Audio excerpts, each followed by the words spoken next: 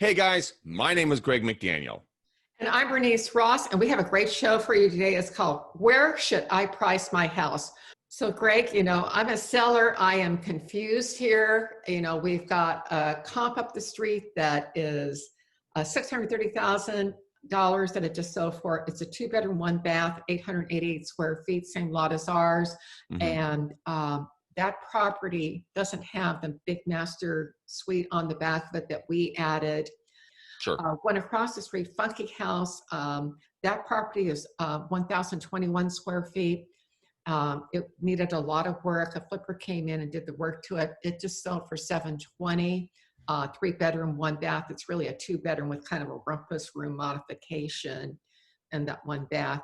I'm thinking, looking at those numbers, $780 or $785. And so, Greg, how would you advise me to go about starting this out? Well, Bernice, it's a short question with a long answer. Okay. First thing I want to ask you, is it price or time that you're more interested in? And then I'm going to go after, and I know you want both the highest price with the best terms. Both, yes. I know you want both. It's pricing or timing. I want both. Yes. Of course. I want it sold yesterday for $1 billion. Yeah, I like every other seller. The first thing I would go do is I would take a look at a lot of the AVMs on the major different sites. And from the research that I've done, I found that realtors coming back at 719. I'm seeing a range on RPR from 647 to 840. Zillow's coming back at 799. I know that you're at 1224 square feet. Your comps are about 1,300, and they're at 825. So it comes back to kind of what's going on, and then I look at what's actually selling in your neighborhood. I know there's multiple different comps, 3 of them in your vicinity, and I want to just kind of ask you what's more important to you, and then we can price the home according to what your wants and needs and desires are. Because guess what? I work for you as a seller. You are my boss. So, Greg, one of the things you raise that we hear so often is Zillow says my house is worth more. And what you've just laid out here with the AVMs is that they are all over the place. Now, the problem for me, I thought I had this wired pretty much. I'm thinking 785, maybe 800. Well, I thought, why not take a look at, I was looking at the Home Light Trade-In program because I'm buying a condo down here in Texas. And I thought, if we could just do it, do the trade-in program, then I don't have to get a loan here. It would save me some money on that side. And they came in at 763 on the property. And I'm thinking on the outside, this thing is worth 800. And when I looked at that 763 number and I ran the numbers, the difference was only 7,000 or 8,000 without me doing any, kind of fix up to it to speak of. I'm going to do some, but not a whole lot. Right. So I'm thinking, wow. And then a few days ago, I remember seeing a house that was on the market that was identical to ours. I mean, and there's maybe 8 houses that were built that were like ours in this entire area. Right. But one of them was on the market. And when I looked at the comparable sales, that one was $852,000. And now I'm really confused. Where do I price this house? Because I'm thinking, initially, well, maybe the iBuyer offer is good. But if there's an 852 comp out there, forget the iBuyer, man. I'm going for the gusto. So, Greg, Zillow says 799. I've got this 852 comp. The range, the comps are all over. I'm confused. I'm wanting a list at 850, but is that the right number? It may or may not be. It depends really upon the inventory and what's going on in the marketplace. If you have a low inventory, obviously you can price it a little higher. If you have high inventory, price it a little bit lower because you want to be attractive to both different buyer sets. My gut, and this is just how I kind of operate, is I price it as accurately as I can to the comp. So if you have an 852, I'd probably do 850 or maybe an 825, somewhere in that ballpark. Again, it comes back to the question I keep saying in this video: is it price or time? Which one's more important to you? And let's execute from there. I mean, I had a client of mine that we had the same discussion, and we made a plan, and you know what, he got more than he wanted to tell you the truth, because we set up a plan that worked best for him. So that would be the process that I would go through with you, if you and I were going to be selling the property. But again, it takes an area expert that's really going to understand the marketplace. Well, I did call one of my very closest friends for her advice. She's the top probate agent in Los Angeles. Her name is Nancy Sanborn. And, she advised me at listing at $799. And I thought, Nancy, you're nuts, but that was my first reaction. And then what she did is she went back in, because I had sent her to comps, and what happened is I went in and did a price per square foot analysis on my own, because I've always priced properties that way. And when I ran the numbers, the average price per square foot would have been $851,000. So I'm thinking, well, $850 is probably a good price, but she's saying $799, and it's just like, I don't think so. But what she did, she made the argument. She says, look, we're getting everything bid up. But what she did that changed my mind was this morning, she sent me what the list prices were on those properties that had sold for $840 and $850. And they were all like $819, $820, $825. Really? So, and then when I looked at the other competing properties, and there's next to no inventory, they're at $825 to $835, and some of them have been sitting on the market for a bit. She's saying, I'm thinking, well, let's not make let's price at, I want to go at $850, but then we've talked about the $100 or the $1 pricing mistake. Yes, 100, yeah, tons of times, 100%. And when I checked on Realtor, the quick search is 600 to 800. So, on the 799, I think she's got a good point based upon that. But her reasoning was, first of all, she says, you want to make sure that you're the one who gets the offer. If you come in at a lower price and you get 10 or 12 offers or 20 offers, then you're going to be able to choose your buyer and get the best buyer. If you price too high, you might get one or two offers, and you might get nitpicked more. So her recommendation was to $799. I want to go to 800 because it seemed like, the search parameter 600 to 800 but there are two different games being played here. And that's what she's talking about. And you're seeing that in your marketplace right now, Greg. Talk to us about that a little bit. We are. When it comes to pricing, my father, Terry McDaniel, has been doing this for 50 years. He laid it out for me when I first got started in this business over 20 years ago. And he said, Greg, pricing is like fishing. And I said, what does that mean? He said, Greg, if you're going to be fishing for different types of fish, you have to go to different levels. You have to figure out where that level is, where the fish are going to be biting.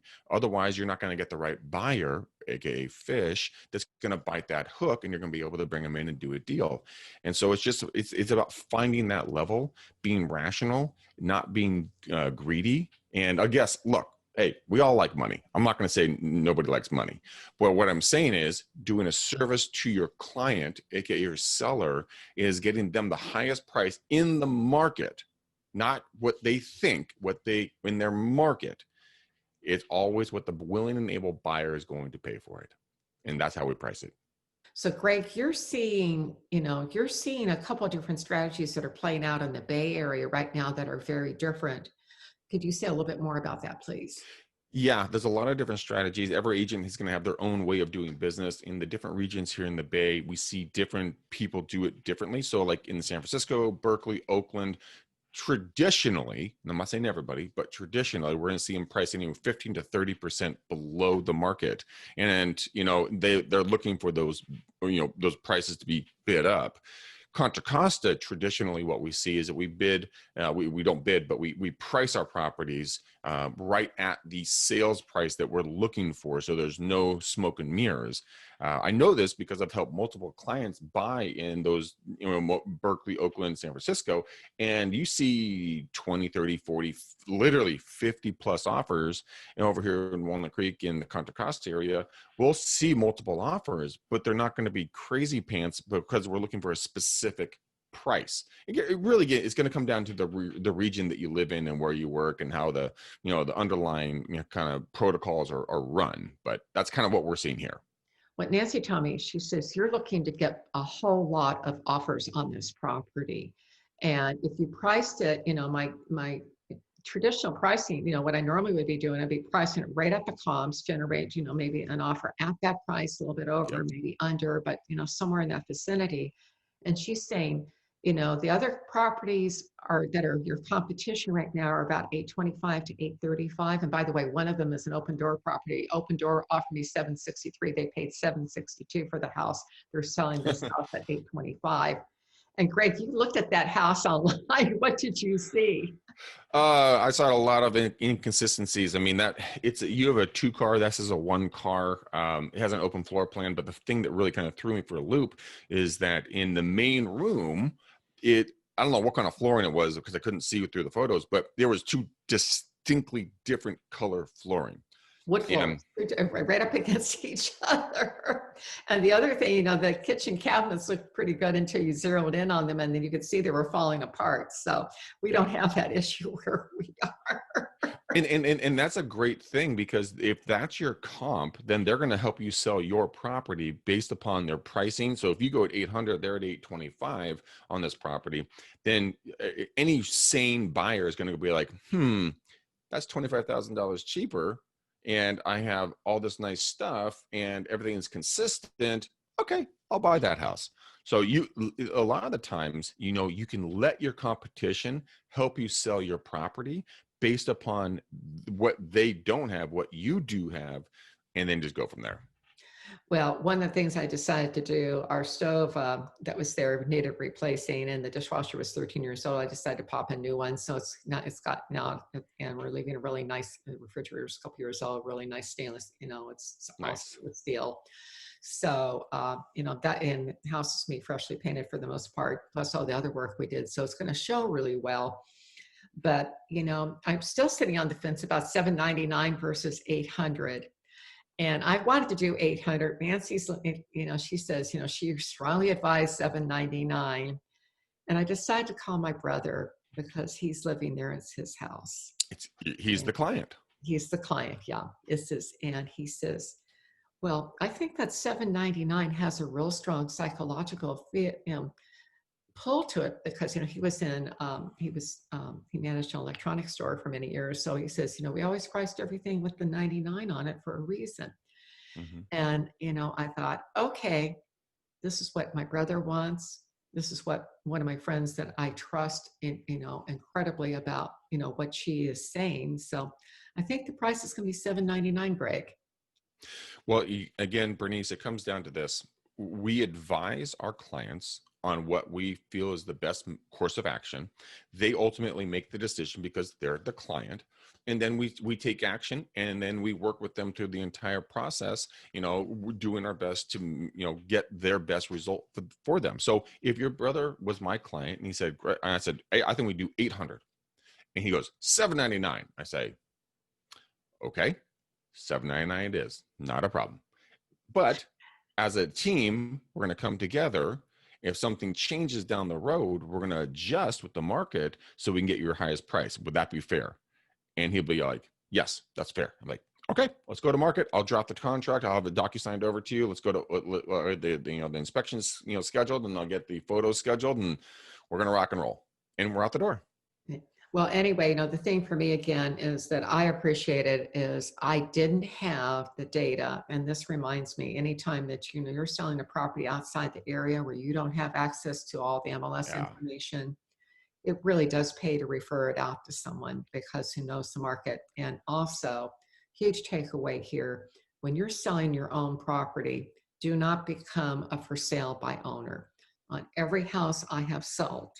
I have, even though I've trained tens of thousands of agents, I know how to sell property and train people to do it. I am a lousy seller, which I'm a typical seller. I'm all over the charts. You heard it today. What should Yes, I you are. do? So Greg, to wrap up for today, final takeaway?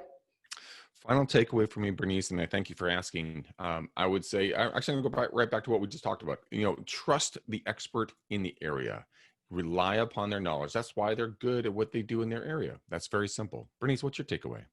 Even when you think you know what you're doing, you still need to have somebody else representing you. So true. Anyway, thanks for being with us today. See you next time.